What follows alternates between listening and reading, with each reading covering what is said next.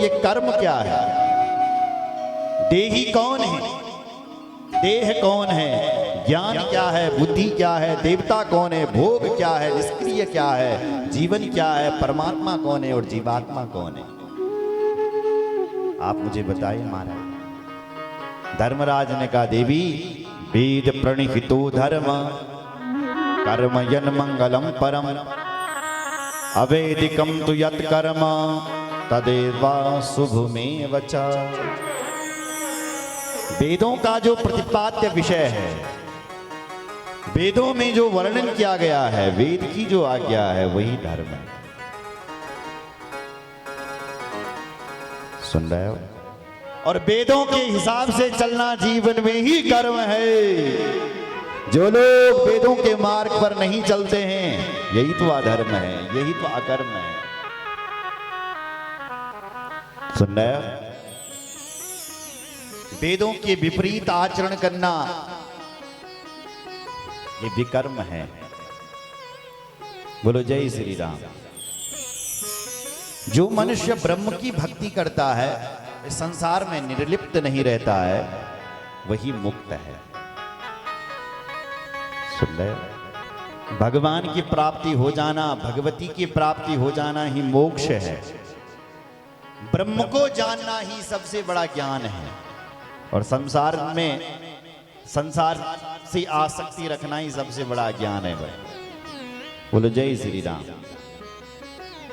माया और माधव इनका जो विवेचन करना जानता है वही बुद्धि है, उसी को विवेक कहते हैं। बोलो जय श्री राम। इंद्रियों में जो अंश रूप में जो हमारी इंद्रियां हैं, इनको बस में रखना, मन को बस में रखना, आंख नाक कान त्वचा जिह्वा इन कर्मेंद्रियों को जीतना, देह का अभिमान न करना, ज्ञान का अभिमान न करना और निर्गुण परमात्मा की भक्ति में तत्पर हो जाना, यही सबसे बड़ा ज्ञान है। बोलो जय श्री राम।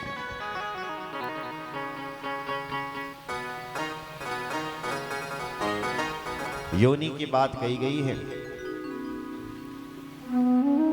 कौन सी कर्म से व्यक्ति कौन सी योनि में जाता है? बोलो जय श्री राम। जो लोग लोगों को दुखी करते रहते हैं, उनको सब और प्राणी मात्र को कष्ट पहुंचाते हैं, वो सब नरकगामी होते हैं। और जो लोग यहाँ परमार्थ करते हैं महाराज, वो लोग सब स्वर्ग के लिए चले जाते हैं। सुन रहे हैं? धर्मराज ने कहा देवी तुम ऐसी ऐसी विचित्र बातें पूछ रही हो, तुम कौन हो? मुझे तो आप साक्षात देवी नजर आ रही हो। मैं आपको समझ गया, आप साक्षात भगवती हो। प्रणाम किया धर्मराज ने। कई प्रश्न सावित्री देवी ने और किए हैं, जिनका ज्ञान धर्मराज जी ने दिया।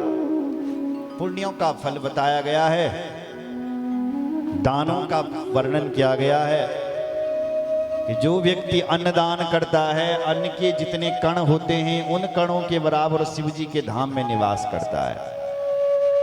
जो लोग गौदान करते हैं, गौ माता के शरीर पर जितने रोम रहते हैं उन रोमों के बराबर वो शिव धाम में वास करता है, गोलोक धाम में वास करता है। सुन रहे हो? जो लोग पिछले जन्म में विकर्म करते, गलत काम करते हैं, वो इस जन्म में अल्पायु हो जाते हैं, रोगी हो जाते हैं। इस संसार में सबसे बड़ा दान अन्नदान है। अन्नदान क्यों है? क्योंकि हर दान के लिए पात्रता देखी जाती है, लेकिन अन्नदान के लिए कोई पात्रता नहीं देखी जाती है। जो भूखा है उसको भोजन करवाएं, इसलिए अन्नदान सर्वश्रेष्ठ दान है। अन्नदानात् परम दानम न भूयात् न भविष्यति। अन्नदान के बराबर कोई दान नहीं है। इसलिए संसार में दान पुण्य करते रहें, परमार्थ का काम करते रहें।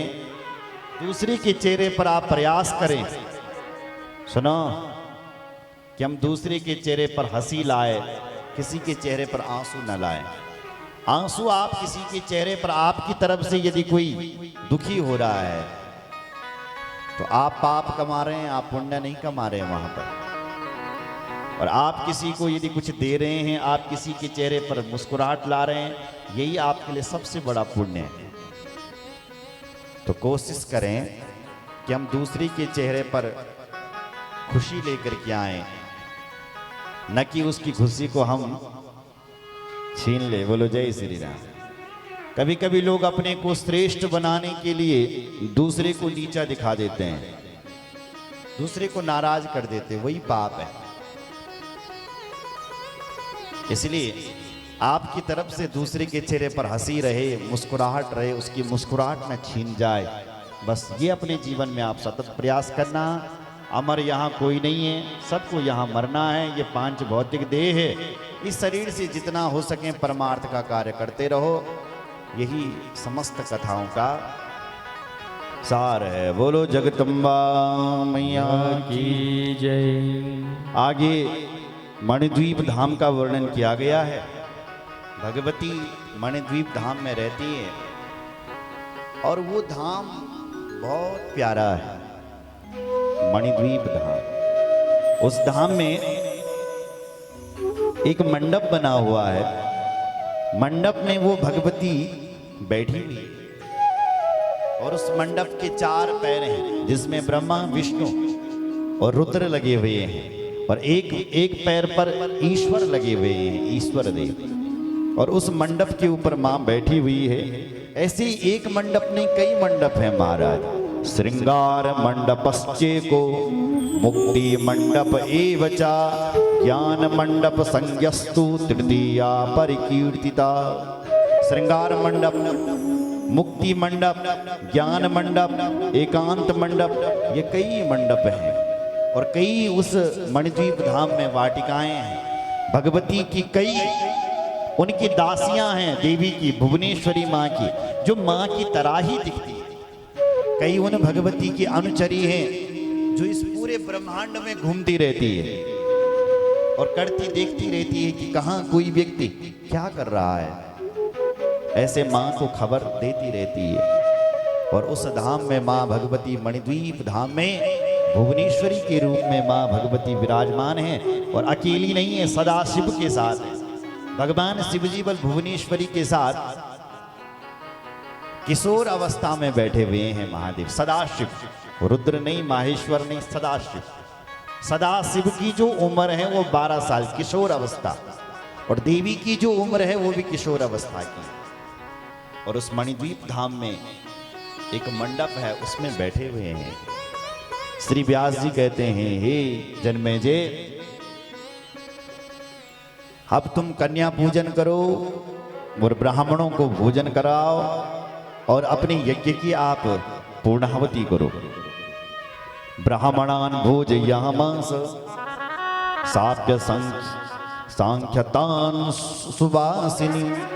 ब्राह्मणान भोजयामास, ब्राह्मणों को भोजन कराओ और सौभाग्यवती, सुवासिनी, सौभाग्यवती स्त्रियों का पूजन करो। क्योंकि जब आप सौभाग्यवती स्त्रियों का पूजन करते हैं तो वो पूजन देवियों का होता है, देवी का होता है साक्षात। इसलिए सौभाग्यवती माताओं का पूजन और ब्राह्मण भोजन और कन्या पूजन। श्री दिव्याग्रे अंबिका प्रीति देवी भागवतम परम। देवी भागवत भगवती को अनंत प्रिय है। पाठ, यज्ञ, कन्या पूजन, ब्राह्मण भोजन और सौभाग्यवतियों का पूजन। बोलो जय श्री राम। इतना कहकर के वेद व्यास जी कह रहे हैं, समाप्य यज्ञम संस्थाने संस्थितो यावदेव तावदेवं हि चाकाशं नारद समवतरन। हे जन्मेजय, मैं तुम्हारे यज्ञ को समाप्ति की ओर ले जा रहा हूं। अब यज्ञ आज समाप्त हो जाएगा। इतने में क्या हुआ कि देवऋषि नारद जी वीणा बजाते हुए आ गए। कृतम कृतागमनम साधो ब्रूहि किम करवाणि ते अनाथो हम कृतार्थो हम त्वदागमन कारण।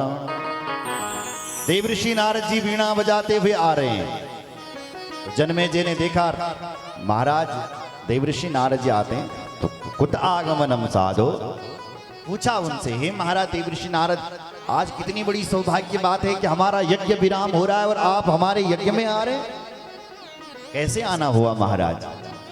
कृतार्थ हो हम तो आपके आगमन से कृतार्थ हो गए। देवर्षि नारद जी कहते हैं, हे राजन, मैं अभी स्वर्ग से आ रहा हूं और तुम्हारे पिता जो दुर्गति के लिए पड़े हुए थे महाराज परीक्षित, आज उनकी सुगति हो गई। पिता की दुर्गति प्राप्त हो निज कर्म विपर।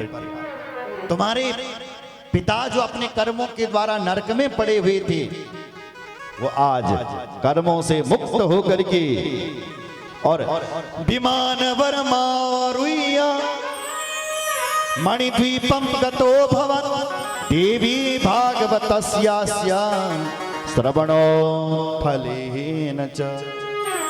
देवी भागवत के श्रवण से आज तुम्हारे पिता की मुक्ति हो गई है और विमान पर बैठ करके विमान वर्मारुया, विमान पर बैठ कर केवल तुम्हारे पिताजी मणिद्वीपम गतो भवत्, मणि भगवती के मणिद्वीप धाम यानी मुक्ति को प्राप्त हो गए हैं। तुम्हारे पिताजी ने आज मुक्ति को पा लिया। अम्बा मख फलेनापि पिता ते सुगतिम गता, धन्योसी कृतकृत्योसी जीवितम सफलम तव। अम्बामख फले नापी, तुमने जो ये भगवती का 9 दिनों का अनुष्ठान यज्ञ करवाया है, पिता ते सुगतिम गता, तुम्हारे पिता सुगति को प्राप्त हो गए हैं राजन। धन्योसी कृतकृत्योसी, तुम धन्य है, धन्य है, धन्य धन्य कह करके देवी के यज्ञ को विराम दिया गया। महाराज वेदव्यास जी चले गए। सूत जी सौनकाद ऋषियों को कहते हैं, हे ऋषियों, देवी भागवतम चैव पठ नित्यम समाहितम, अम्बामखम सदा भक्त्य गुरु नित्यमतीन्द्रिता। जो व्यक्ति देवी भागवत की कथा नित्य सुनता है, माँ देवी उस पर प्रसन्न होती है। एक बार जो अपने जीवन में देवी भागवत की कथा करवा देता, वो व्यक्ति जीवन मुक्त हो जाता है, उसके सारे पितर तृप्त हो जाते हैं, सब सुगति को प्राप्त हो जाते हैं।